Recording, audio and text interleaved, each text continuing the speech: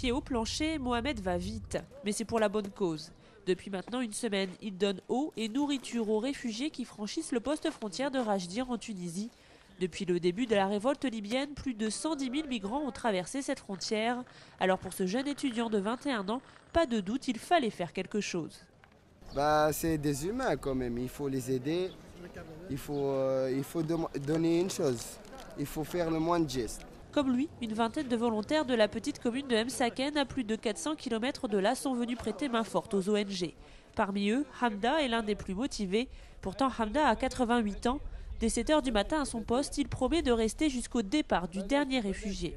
Je suis un ancien scout. Je remercie mes grands chefs qui m'ont donné la connaissance et l'obéissance de l'intérêt de l'être humain.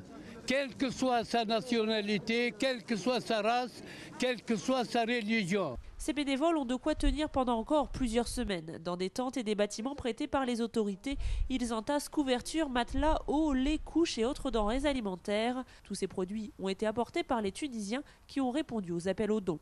On a affiché des avis presque dans toutes les places publiques et les cafés et tout. Et on a eu tout ce que vous voyez. Au camp de Choucha, ce sont des centaines de bénévoles qui gèrent la vie des 16 000 réfugiés. Ces jeunes viennent de Tunis et chaque jour dans cette petite tente, ils préparent plus de 5 000 repas. Impressionné par un tel élan de générosité, le haut-commissaire aux réfugiés en personne a tenu à rendre hommage aux volontaires alors que la Tunisie vient à peine de faire sa propre révolution. Les Tunisiens qui vivent eux-mêmes un processus de transition, qui ont des problèmes économiques sérieux, ont ouvert leurs frontières, ont ouvert leur cœur. Pour faire face, les bénévoles ont même recruté des réfugiés du Bangladesh afin que la cuisine convienne à la majorité des migrants. Novices de l'aide humanitaire, ils ont réussi à mettre sur pied en quelques jours une organisation digne d'un camp militaire. Pourtant, hors caméra, certains soupirent, ils ne pourront tenir comme cela encore des semaines sans une aide internationale d'ampleur.